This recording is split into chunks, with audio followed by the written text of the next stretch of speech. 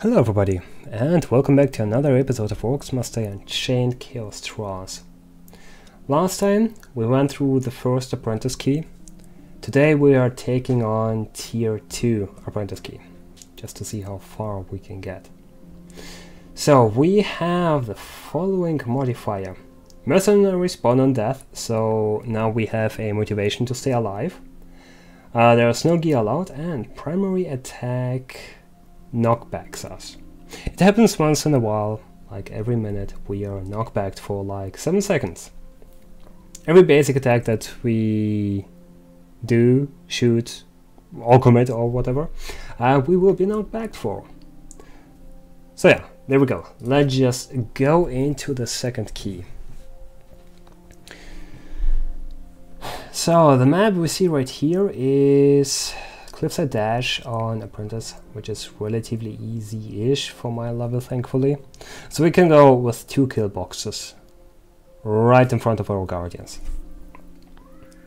So the hero we need is, at this point, not really that important, but we will stick to Maximilian. Reasoning behind Maximilian is, actually let's go with Black Paw. No, actually, let's go back to Maximilian. The reasoning for Maximilian is the following. We can create a kill box way faster than with any other hero, due to his money income and due to reduced trap cost. So going with Maximilian is a huge advantage. And considering the enemies do not have extra resistance for lightning, fire, or whatever, we do have a little we do have it a little bit easier.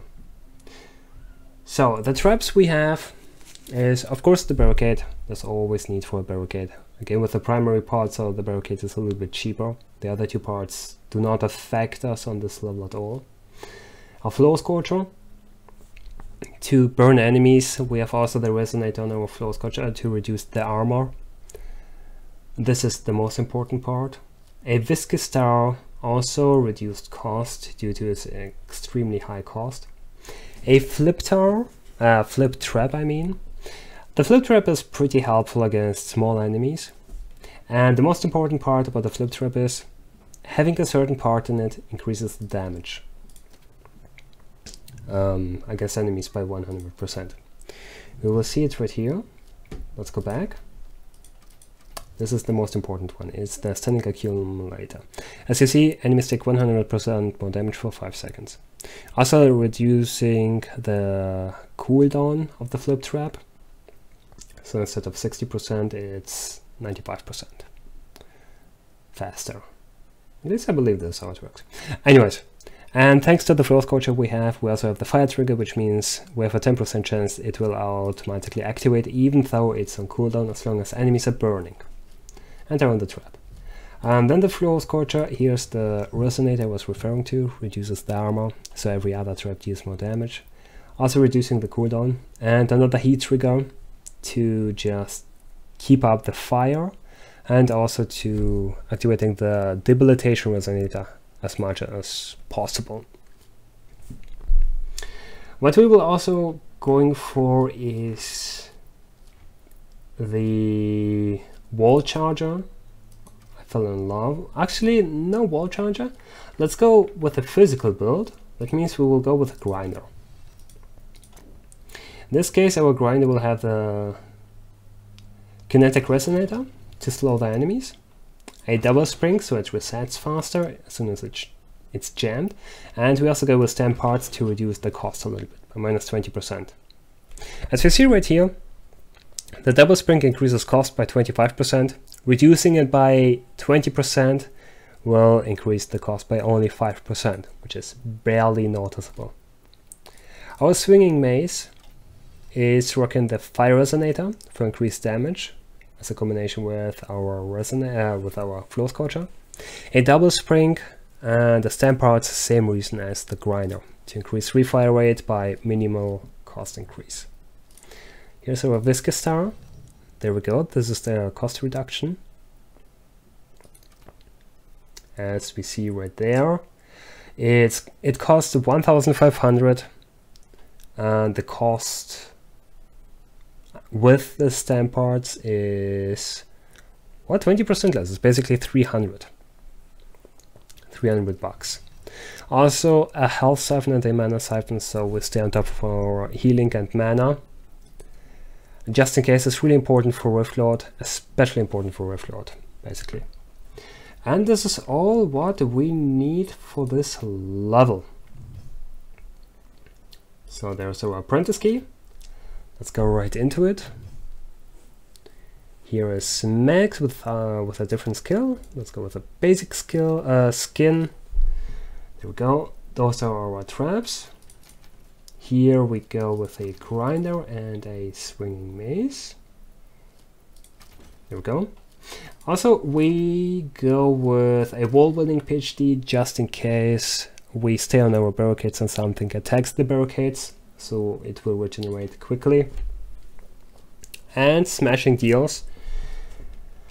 Just because we run physical traps primarily, so flip, grinder, swing mace and ballista are physical traps, we will reduce the cost by another 15%. So it's reduced cost by 15% plus another percent from the passive of Maximilian, which makes them really, really cheap. An empty Rift Scroll and a Rage Potion. I learned that in Riftlord that consumables are extremely important. A empty Rift Scroll can save the run if used properly. Of course, one loses money when the enemies survive, but it's the worst case scenario, so it protects at least the run. And the Rage Potion for raw damage. But most likely we will not use them, because thankfully I'm a few levels ahead, so everything's fine. Alright, let's get right into the game.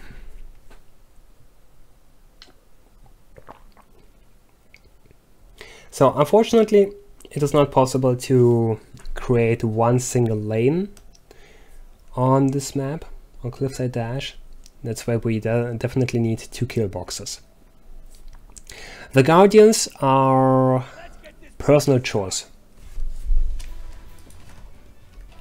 It depends. If you want a fighting Guardian, you build a relatively weak kill box, or you have to build a weak kill box if the account level is not high enough or the traps are not high enough. Then you definitely want a shielder. Otherwise you can go with effects which you think are more desirable, like more beneficial rather. So in this case, I do like the Priest Guardian on this side. I will spend the majority of my money for the left side. That means we don't have necessarily to take care of it, preferably. This is also the reason why I go with the other Guardian that provides a movement speed on the right side. So if anything goes wrong on this side, we still have a chance to fix it and to save it. So in here, we are going with 4 barricades. We don't need more than 4 barricades to force the enemies to be close to the wall, to stick to the wall, and also to utilize the swing mace. This is all what we need, those 4 barricades. Then we're going into a Floor Scorcher first, so the first enemies who step on it will be thrown back. Then we go with a Viscous Star to utilize our grinder a little bit into a swinging mace. After the Viscous Star we're going with the flip trap, so the other enemies are flung back again. Backing up with the grinder. So the wall is only for grinder there. There will be no other trap than a grinder. Afterwards we're going with another Viscous Star to utilize the swing mace a little bit more, and then we repeat the entire process on this side, with only one exception. We cannot place a second swing mace. But 1 swing mace is more what we need. Enemy has opened a minion portal. Let's close up the gate.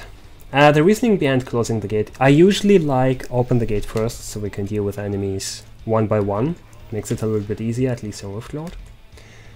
Right now we're going with a mass wave of enemies, so we can... oh my god. So we can utilize the Oh my god, Scorch a little bit more. The knockback is hilarious. There we go, going with more money. And this is the game. Another one why even a level 100 might struggle with those maps. It's not just the randomness, but it's also a scaling. Every Chaos Rod has a scaling. Of course they are not as high as a Rift Lord, because Rift Lord is more meant for people who already reached everything in the game, while the other ones are, of course, accordingly to the level. So the scaling on Apprentice is a little bit easier than the one on Rift Lord, but there's still a scaling nonetheless. So even though I'm level 100, it's not guaranteed I'm going to reach the last wave. Or the last level of the key, rather. So another important thing for Chaos Rods is money. You want as much money as possible. That's why heroes like Dobbin and... or Max, for that matter. Oh, there we go. We almost can fly. We actually can fly.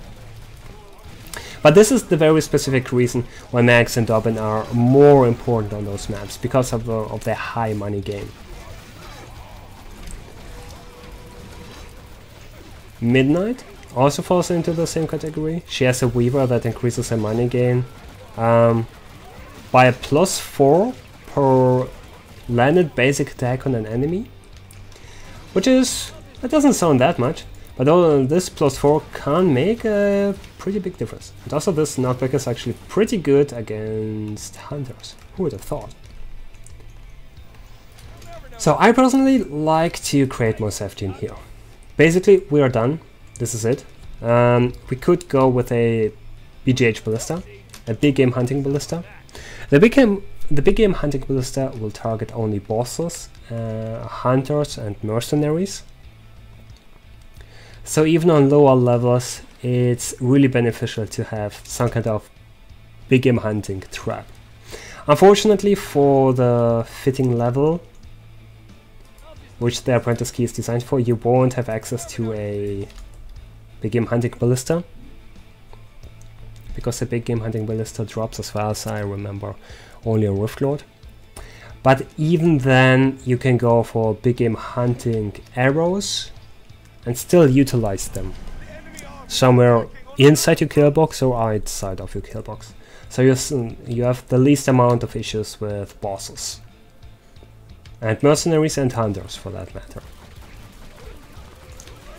But yeah, so far only the third wave. It's still looking good.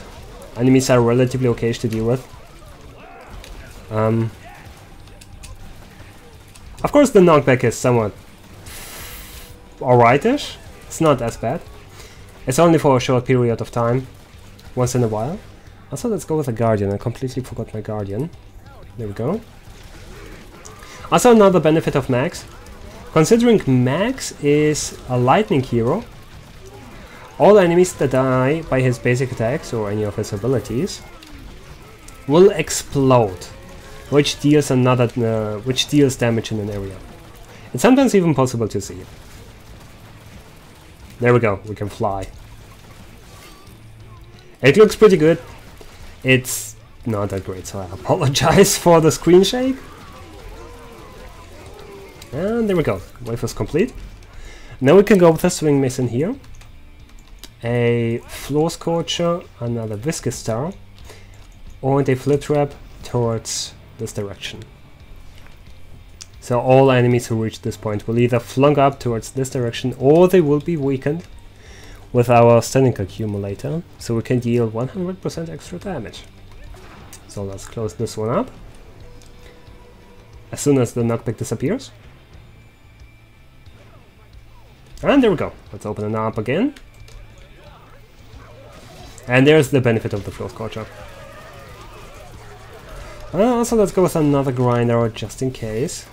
So enemies will be slowed even a little bit more. There's the swing mace in action. It's a really great trap. Of course, it's a little bit difficult to utilize this map on this trap on later maps. But if you can, do it. It's a really great trap. It's also really beneficial for your overall trap count on the map. As you see in the left bottom corner, we can place up to 85 traps. The swinging mace is effective for 3 spaces. It's basically for 3 traps, 3 one-tile traps, or even for 8 ballistas. Oh! Still too many hunters. Let's go with a Begin hunting ballista, I guess, in the corner? That sounds pretty good. Let's hope it works out.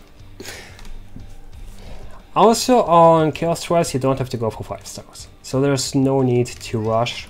If you have max, you can utilize, and you actually should utilize your passive coin income, so you have a higher chance to survive this. Alright, that looks good. Let's go with another grinder. Another Viscous over here. We also can go with 2 more barricades to force them to stay on the left side, so we can place 2 more grinder, or to rather utilize those 2 more grinders. And we're set up. Alright, the left side should be self-sufficient, I hope. Let's see how that works out. At some point we do have a boss there, but even the big game hunting ballista should take care of him. And as you see, try to remember the HP of this minion. It's almost 2 full bars. Well, just a screen shake. I hope you like it as much as I do, because I don't like it at all. But this is fine. So then we can go with 2 Floor Scorcher, just to constantly reducing the armor, and also increasing the damage of our swing mace consistently. Now just keep shooting to minimize the amount of wall time, because in the end it's still possible, not possible, but it's still encouraged to go for a high score. Unfortunately, I'm not the right guy to show you high scores. I'm all about that survival, all about that staying alive. So yeah, basically this is how you deal with this key, at least for now. Or at least going for a somewhat helpful build that might even save your arms. Of course, it depends on the enemies. If the enemies have increased armor, it will look a little bit different. Specifically, physical armor.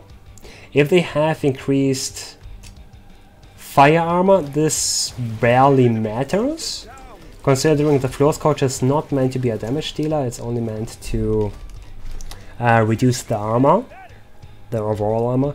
So if they have increased fire armor, the Floor Scorcher deals 33% less damage. However, if you have the Debilitation Resonator on them, then every other trap will deal 33% more damage. It will basically compensate. And for certain traps, like the String Mace, it's even more than just compensate. It's more effective and more beneficial. Let's go for another E. And there we go. This is the map.